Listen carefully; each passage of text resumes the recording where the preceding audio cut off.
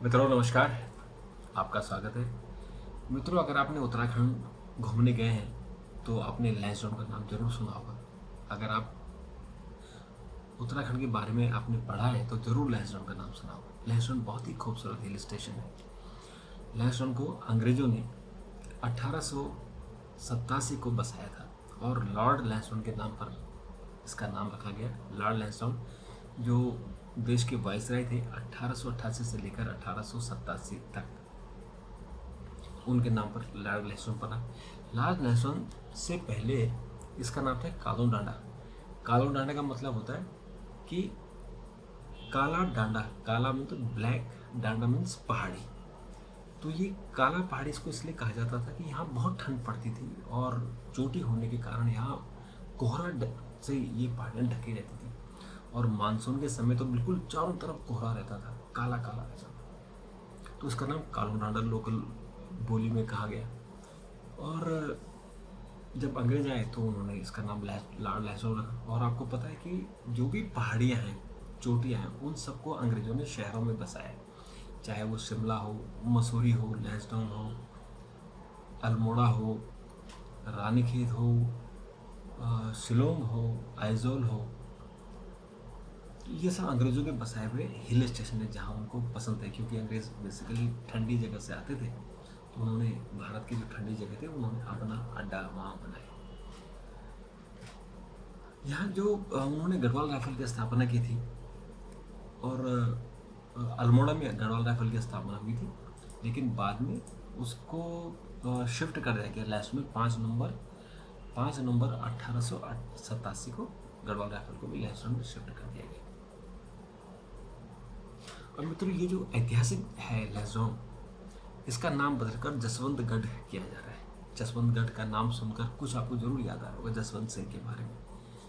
शहीद जसवंत सिंह रावत, ये वही जसवंत सिंह रावत है जिन्होंने तवांग में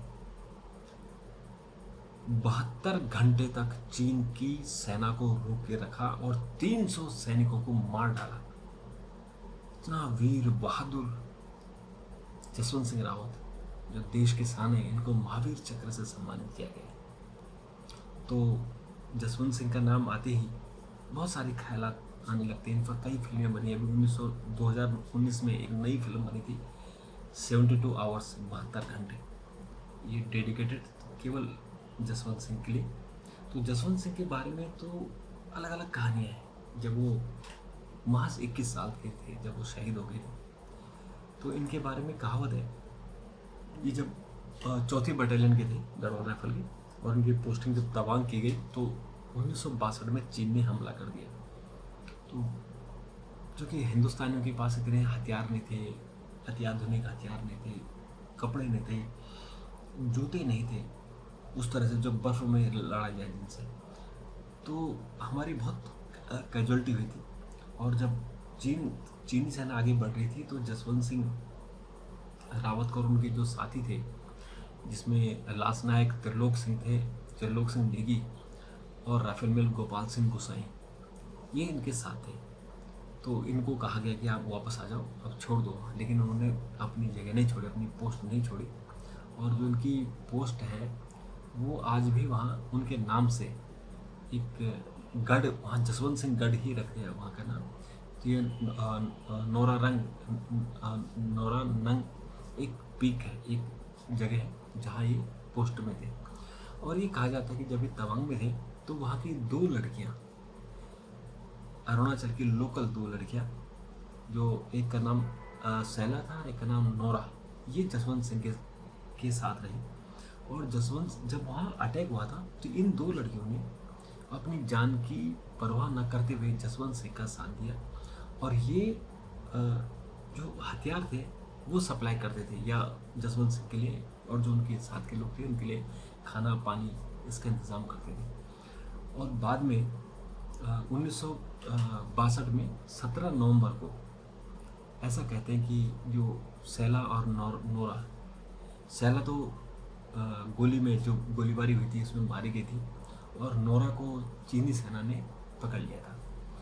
और उसके बाद ये कहा जाता है कि 72 घंटे की जब लड़ाई चली और उसमें 300 सैनिक मारे गए थे चीन के, तो उसके बाद चीन ने फिर चीनी सेनाओं ने इन पर अटैक किया। और दो कहानियाँ, एक कहानी ये है कि जसवंत सिंह के पास जो आखिरी बंदूक थी, आखिरी गोली थी, उन्होंने खुद अपने सीने में गोली मारी और वो शहीद हो गए, क्योंकि वो नहीं चाहते थे कि चीनी सेना उन्हें पकड़े।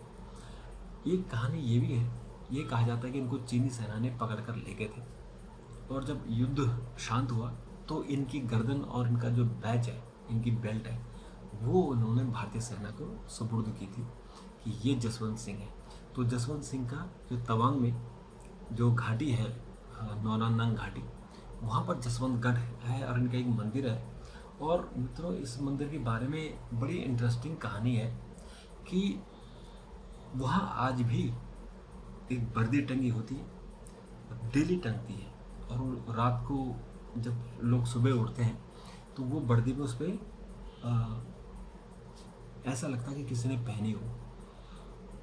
और वहाँ जितने सिपाही हैं वो सलूट मारने जाते हैं। वहाँ मंदिर है, जसवंत सिंह मंदिर, और उनकी पूजा करते हैं, उनके बैग लगता है, उनकी जो प्रॉपर उनको छुट्टियाँ मिलती है साल में। जैसे एक सिपाही को, आर्मी को 2 महीने की छुट्टी मिलती है, उनको 2 महीने की छुट्टी मिलती है, और ये इनका टिकट काटा जाता है, इनको भेजा जाता है उत्तराखंड। और फिर इनकी जब 2 महीने की छुट्टी पूरी थी, फिर वहाँ मंदिर में स्थापना की जाती है।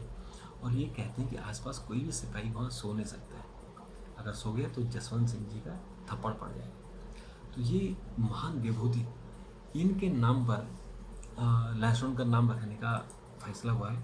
जो लहसुन की छावनी बोर्ड है, जो कि केंद्र सरकार से कहा गया है, मोदी सरकार ने कहा कि जितने भी अंग्रेजों के नाम है उनको बदलना है। तो जो अंग्रेज़ के नाम पर जो छावनी, तो उत्तराखंड में काफ़ी हैं, मसूरी छावनी है, अल्मोड़ा छावनी है, रानीखेत में छावनी है, तो कई छावनियाँ हैं, लेकिन अंग्रेज़ों के नाम पर लहसुन ही है। तो इसका जो इस वक्त छावनी बोर्ड के अध्यक्ष हैं, लहसुन के ब्रिगेडर है, लहसुन की जो ब्रिगेड है उसका हेड वहाँ पे ब्रिगेडर है। तो जब से वो राइफल थी तब से ही वहाँ ब्रिगेडर की नियुक्ति रहती है, जो वहाँ हेड होते हैं।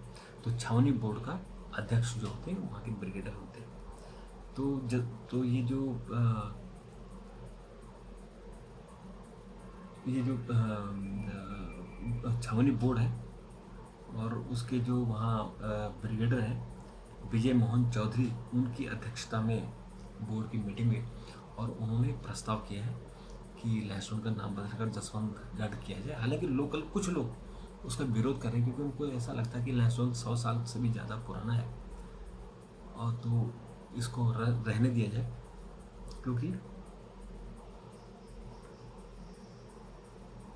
लहसुन एक टूरिस्ट प्लेस भी है, और उसकी दुनिया भर में एक बड़ा नाम है कि लहसुन एक जगह है।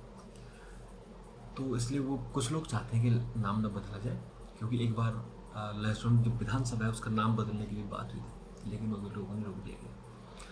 तो अब जसवंतगढ़ है, किसका नाम होगा, प्रस्ताव भेज दिया गया है। अब रक्षा मंत्रालय उस पर मोहर लगाएगा, तो ये जसवंतगढ़ हो जाएगा। हालांकि कुछ दिन, कुछ साल लोगों को सुनने में अजीब सा लगेगा, क्योंकि लहसुन है 1887 का बसाया हुआ, लगभग आप कह सकते हैं कि लगभग 135 साल पुराना।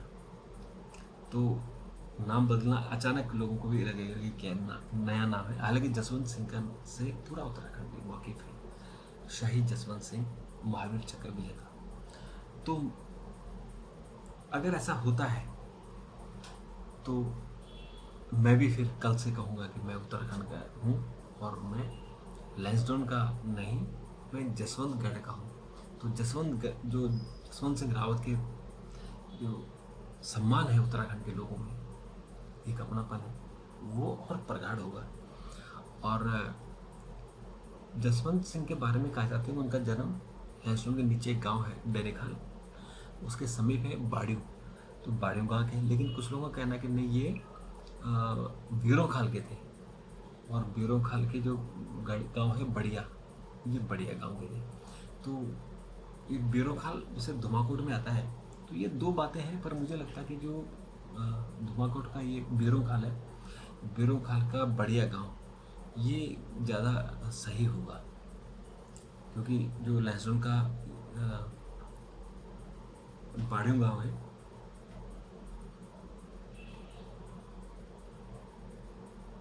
वहाँ जसवंत सिंह जी के नाम पर कुछ भी नहीं है। सिर्फ लहसुन में एक गेट है और फिर एक चंद्र सिंह गढ़वाली होते थे, इतने ही बड़े नाम के। तो चंद्र सिंह गढ़वाली और जसवंत सिंह के नाम पर लहसुन में उनकी प्रतिमाएं हैं। और चंद्र सिंह गढ़वाली का तो जब उत्तराखंड में घुसते हैं कोटद्वार से, तो वो गेट का नाम ही गढ़वाली चंद्र सिंह है। और जसवंत सिंह के नाम पर उनकी एक वहाँ पर मूर्ति है। तो मित्रों, देखते हैं कि इसका जब रक्षा मंत्रालय डिसीजन लेगा तो फिर लोगों की क्या प्रतिक्रिया होगी। तो मित्रों, आपको कैसा लगा? आप ये जो सुझाव जरूर दीजिएगा। नमस्कार, धन्यवाद।